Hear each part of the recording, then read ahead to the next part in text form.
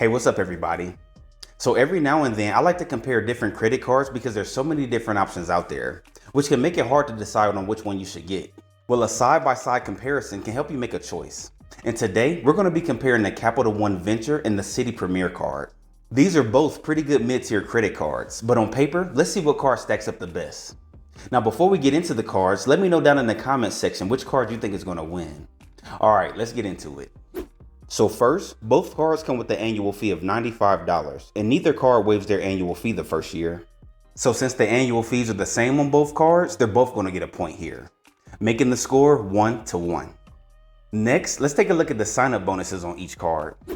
At the time of recording this video, the Capital One Venture has a sign-up bonus of 75,000 miles after spending $4,000 on the card in the first 3 months of account opening. The Citi Premier has a sign-up bonus of 80,000 points after spending the same $4,000 in the first 3 months of account opening. Both Venture miles and Citi Thank You points are valued at 1 cent per mile or 1 cent per point. That means at a rate of 1 cent per mile, 75,000 Venture miles will be worth $750, and 80,000 Citi Thank You points will be worth $800. $800 is more than $750, so the Citi Premier slightly takes this one, making the score 1-2. Now I know, your miles or points can be worth more than 1 cent per mile when transferred to airline and hotel transfer partners. A lot more. So let's see what card has the best transfer partners. So, Citi has 16 transfer partners and Capital One has 17, most of which are the same. I'm not going to list them all, but I'll put them here on the screen.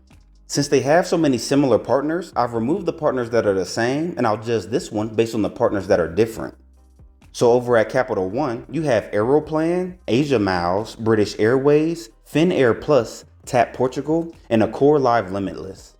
And over at Citi, you have Cathay Pacifica, JetBlue, Qatar Airways, Thai Airways, and Wyndham Rewards. Out of the transfer partners that are different, not only does Capital One have more, but they also have more dynamic frequent flyer programs in Aeroplan, which is the loyalty program of Air Canada and a member of the Star Alliance, and British Airways, which is part of the One World Alliance. So again, both banks have great partners, but Capital One just has more and better partners in my opinion, so they're going to take this round, making the score 2-2. Before I forget, if you're interested in applying on any of the cards I talk about on this channel, an easy way to support the channel is by applying using the links in the description box below. Next, let's take a look at the point earnings on these cards. First, with the Capital One Venture, you're going to earn a flat 2 miles per dollar spent on everything, plain and simple. With the Citi Premier, you're going to earn 3 points per dollar spent at restaurants, supermarkets, gas stations, as well as air travel and hotel stays. You're going to earn 1 point per dollar spent on everything else. Now 2x back on everything is extremely convenient because you don't have to really think about the different categories. However, the Citi Premier's 3x categories are very broad and they're categories where people typically spend a lot of money. So with that said, this point is going to go to the Citi Premier, making the score 2-3. Next, let's look at the different benefits you'll get each year with these cards. So with the Venture card, you're going to get 2 complimentary visits per year to Capital One airport lounges or into any of the 100 Plaza Premium lounges. I just visited my first Capital One lounge and it was one of the best lounges I've visited here in the US. As of the recording of this video, there is only one Capital One lounge, which is located at DFW Airport, but they're scheduled to open up a few more this year. Next, you're going to get a $100 global entry TSA pre-check application fee credit. And lastly, the card has no foreign transaction fees, which makes it a good card to use when traveling internationally.